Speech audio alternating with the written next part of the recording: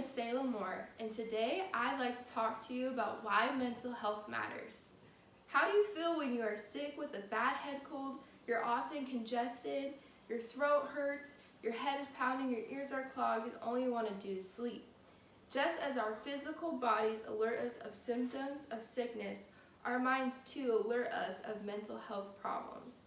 In the beloved Disney movie Inside Out, the main character Riley is shown experiencing emotions of joy, sadness, disgust, anger, and fear for the first time as she grows up.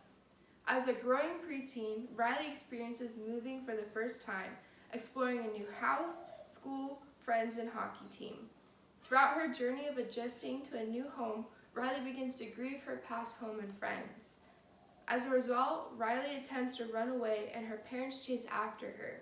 At the end of the movie, Riley goes back home, finds her parents in distress, and immediately they hug her as Riley begins to cry in their arms, expressing sadness and grief. Instantly, a sigh of relief is seen on Riley's face as they hold her tightly. Like everyone else, you have experienced emotions of grief and sadness after a transition, like moving away, saying goodbye to a dying loved one, or going through a betrayal with a friend. The need to understand mental and emotional health is important for the growth and benefit of every person. Today, I'd like to talk to you about the awareness of mental and emotional health, how you can access mental health resources, and how you can work toward recognizing personal, mental, and emotional triggers in your life. I'll begin by telling you about the need to become more aware of mental and emotional health. People around the world continue to go through their days, weeks, and months without having a mental or emotional evaluation of how they are doing. The problem is that there is a lack of awareness of mental and emotional health problems. What is mental health, you might ask? Mental health looks at a person's emotional, psychological, and social well-being and observes how a person responds under stress related to circumstances or other people. The need is that many mental and emotional health problems show up as symptoms of anxiety, fear, panic attacks, depression, mood swings, and lack of anger management. Little do people know that signs of emotional triggers can be combated with awareness and self-reflection. In a culture that prioritizes work, overflowing schedules, commitments, and does not value rest, people are more likely to develop higher levels of stress, lack of sleep, physical sickness, and mental health problems like panic attacks and depression. The problem is that more than 1 in 5 United States adults live with a mental illness. Over 1 in 5 youth and adolescents ages 13 to 18 currently have or will experience a debilitating mental illness. If you have ever experienced the normal behavior of stress, exhaustion, sadness, grief, or anger, you are more than likely to develop a mental illness if left unchecked or unaware. In the same way as ignoring a cough or a sneeze, emotional triggers are accused to letting you know your mind is not healthy or is experiencing fatigue. Mental health awareness is important. Not only is mental health an unreported health condition, many Americans live with a mental health condition without even realizing it. Nationally, about 57.8 million American adults live with a mental health illness, whether it is a severe condition or not. The sad part is that there are only about 400,000 licensed mental health specialists nationally, making it harder for the everyday American to reach out to a mental health specialist or counselor. Everyone is affected because we all experience transitions and changes in life, like Riley in Inside Out. Often we don't vocalize or articulate the emotions we are feeling during change, and our mental health takes a toll. At the end of the movie Inside Out, Riley expresses she is sad and misses her old home. Like Riley, it is okay to take time to grieve the past and be sad. Famous actor and professional wrestler Dwayne "The Rock" Johnson speaks out on the commonness of mental health problems and states, "I found that with depression, one of the most important things you can realize is that you're not alone. You're not the first to go through it. You are not going to be the last to go through it." Mental health crises are more common than people realize.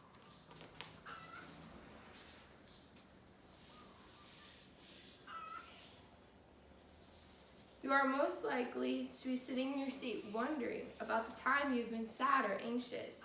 Everyone has experienced feelings of loneliness, grief, perhaps trauma, and it is more likely, like everyone else, that you might be asking, how can I be more aware of my emotions, and how can I reach out to a professional if necessary? So, it is important to process your feelings honestly with a trusted family member or friend. Here are steps you can take to keep in check with your feelings and mental health throughout life. Talk with your family or trusted friend about your feelings. By verbalizing your feelings with another person, you can make connections you were unable to make in your head out loud. This allows your mind to declutter and not bottle up intense memories or emotions that we tend to internalize. Set up a monthly time to meet with another person, or on the phone, or at a safe place like a coffee shop, or go take a walk or a run and talk about the things you're going through in life. So, the plan of action is to meet with a trusted family member or friend regularly. Contact your trusted family and friend through a text or a phone call. Share your reason for talking to the person. They are most likely going to say yes, and it will benefit them as well. Identify some of the emotions like sadness, joy, anger, disgust, and fear during these conversations with a trusted friend. You can see that it isn't difficult to reach out to a safe and trusted individual to process emotions with. Now, let's look at what may happen if you choose to reach out to a friend or family member to process with, and if you'll need professional help potentially. Reaching out to a friend or family member is key to becoming more aware of your emotional state and mental health. At the end of your hangout time with that safe family or friend member, you will find yourself feeling more lightweight, less stressed, and joyful. Maybe you are able to go on a run with a friend, and physical activity brings clarity to your head. Perhaps you're able to articulate why you are sad or confused about a situation at work. The process of verbal communication is crucial for all human beings. It allows us to feel heard and seen. If you think you need more than just talking to a friend, it might be time to seek professional help. If you have been meeting with a friend or family member regularly, and if you feel like your mood swings are more common, you lash out at friends and family, or you're not as motivated to do schoolwork or homework, it might be time to seek out a mental health counselor. Often specialists have more tools and resources to help you build healthy habits that strengthen your emotional and mental health. As you can easily see, becoming aware of your emotions is easy. Just simply start talking to a family or friend about life.